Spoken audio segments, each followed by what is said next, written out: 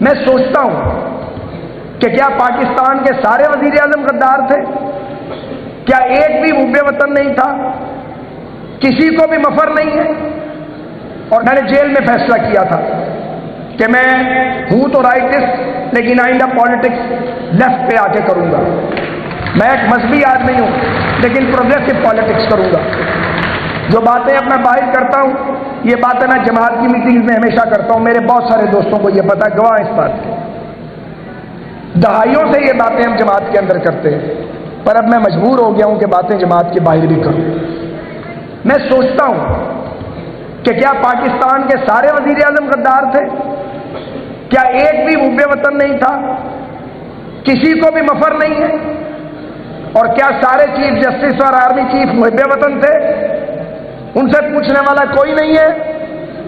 کیسے چل سکتا ہے 24 کروڑ کا ملک؟ اس طرح نہیں چل سکتا، کیونکہ پاکستان کے بانیوں نے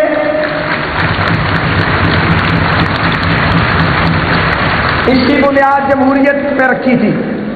پاکستان گوریلا وارفیئر کے ذریعے حاصل نہیں کیا گیا، پاکستان ووٹ کی طاقت سے حاصل کیا گیا۔ یہی وجہ ہے کہ جمہوریت ہمارے خمیر میں موجود ہے۔ ہم سے جمہوریت چھینی جاتی ہے، ہم پھر جمہوریت پہ واپس آ جاتے ہیں۔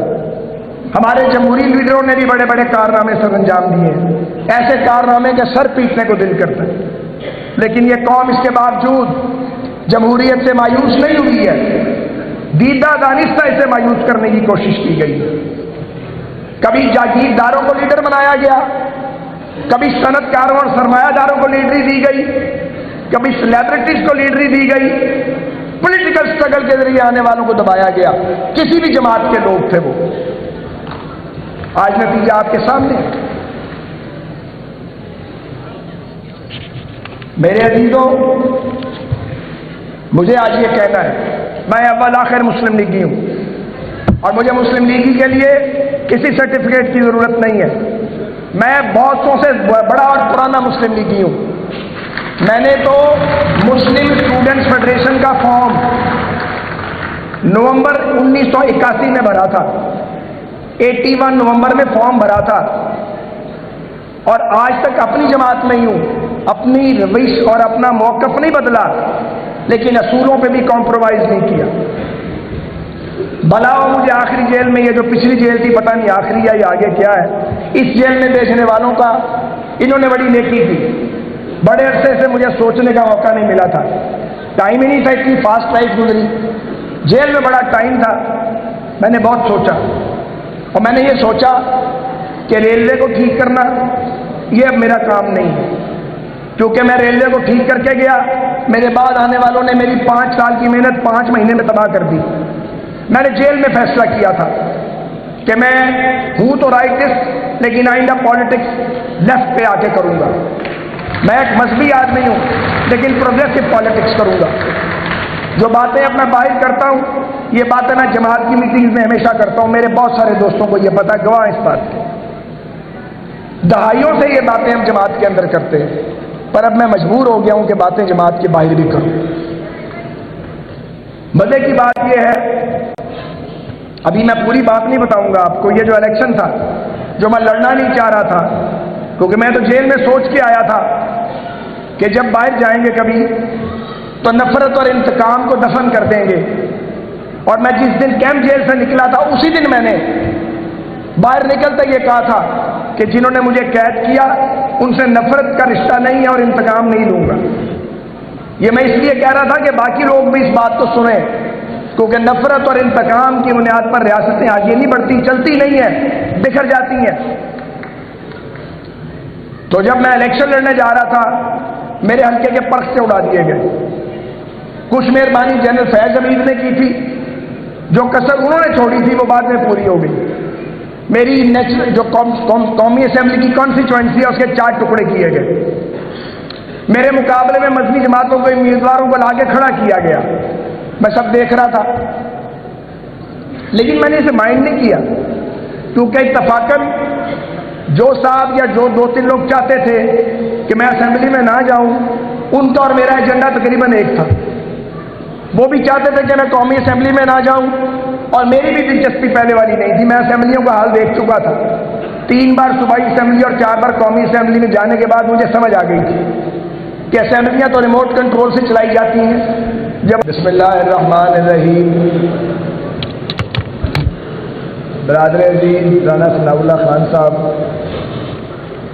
جناب لیاقت بلوچ صاحب، محترم مجیب الرحمان شامی صاحب، میرے بھائی حامد میر صاحب، میرے بڑے عزیز دوست محسن داوڑ صاحب، غلام حسین شاہد صاحب، اختر رسول صاحب، ہماری بہن فوزیہ قصوری صاحبہ، اور میرے بڑے بھائی جنہوں نے آج کی تقریب کی نظامت کی ہے، اسلم زار صاحب، معزز اراکین قومی و صوبائی اسمبلی، میرے تنظیمی ساتھیوں، بھائیوں، بہنوں، معزز خواتین، نوجوانوں، بزرگوں، معزز اراکین پریس، السلام علیکم۔ اس میں کوئی شک نہیں ہے کہ آج کا یہ اجتماع اور اس کی غالب اکثریت پاکستان مسلم لیگ کے کارکنان اور حامیوں پر مشتمل ہے، اور خوبی اس اجتماع کی یہ ہے الحمدللہ کہ یہاں بڑی مدلل اور تند و تیز تقاریر ہوئی، لیکن ان سب سیاسی کارکنوں نے اس سے اختلاف رکھتے ہیں یا اتفاق، بڑی تحمل کے ساتھ ساری گفتگو کو سنا اور کسی ایک تقریر کو بھی انٹرپٹ نہیں کیا۔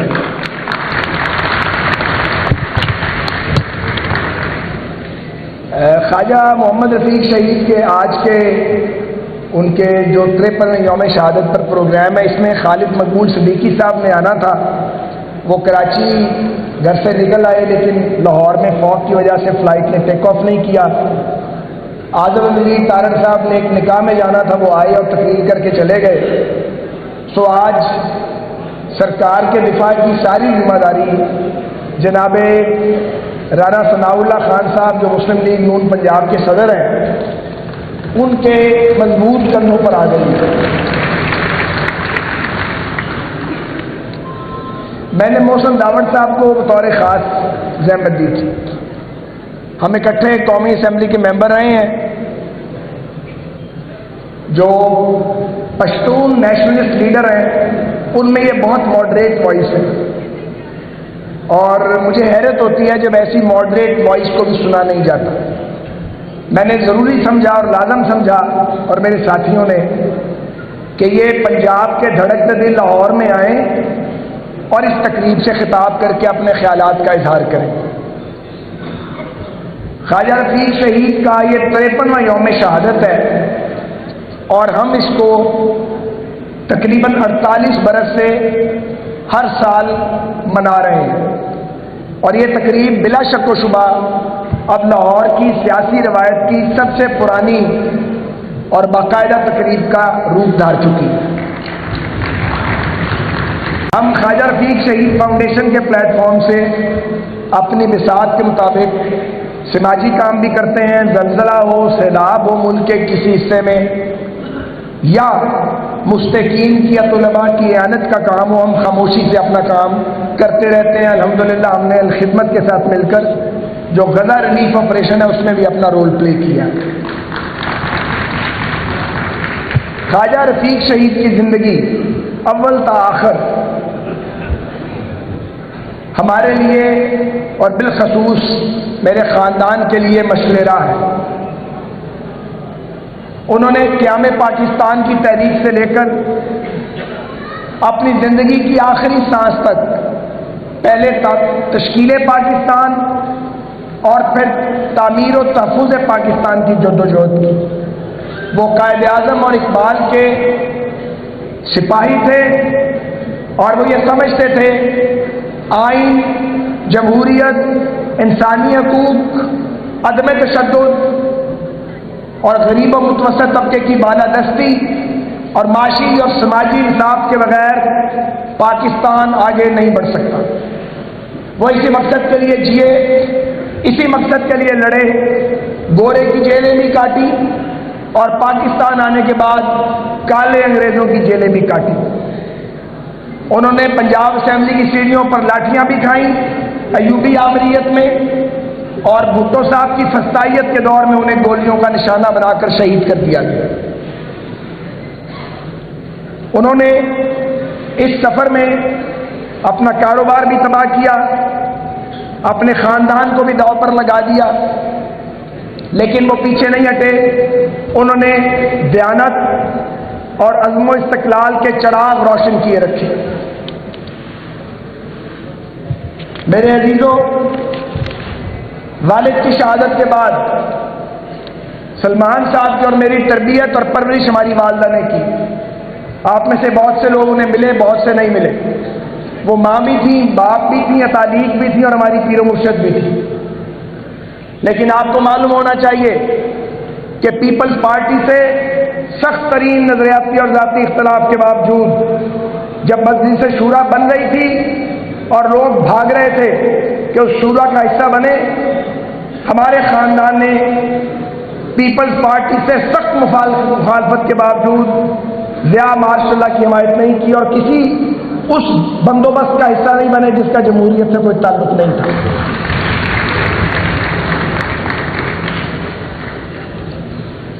میں پہلی بار 1982 میں جیل میں گیا۔ میں ایم اے کالج کی اسٹوڈنٹس یونین کا صدر تھا اور پیپلز پارٹی کا ڈائی ہارٹ مخالف تھا۔ ظاہر ہے میرے اندر تلخی تھی، کڑواہٹ تھی، لیکن جب میں جیل گیا تو میں نے وہاں پیپلز پارٹی کے کارکنوں کو دیکھا۔ کسی نے پیمفلٹ لکھا تھا، کوئی آمریت کو للکار رہا تھا، کوئی جمہوریت زندہ باد کا نعرہ لگاتا تھا، 10-10, 20-20 سال کی قید کاٹ رہے تھے۔ کچھ کوڑے تھا کہ وہاں آرام سے بیٹھے تھے اور ان کی پیشانی پہ کوئی شکن نہیں تھی۔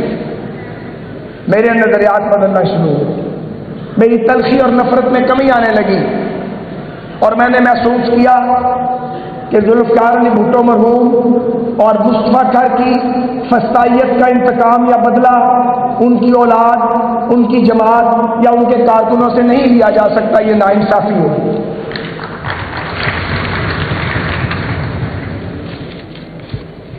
میرے عزیزوں، 50 سال سے اوپر کے سیاسی سفر کے بعد، جس میں کم از کم 14 بار میں جیل گیا ہوں، جب حکومت بدلتی ہے میں نے جیل جانا ہوتا ہے۔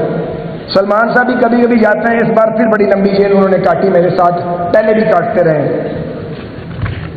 اور مختلف ادوار دیکھنے کے بعد اور اپنے ہاتھ سے لڑائی لڑنے کے بعد، اور جو لڑائی لڑی اپنے طالب علمی کے دور میں، اس لڑائی کے بعد، ان سے دوستی کے بعد، میں یہ سمجھتا ہوں کہ لڑائیاں، جھگڑے اور فساد اور طاقت کا استعمال ریاست کو آگے لے کے نہیں جا سکتا۔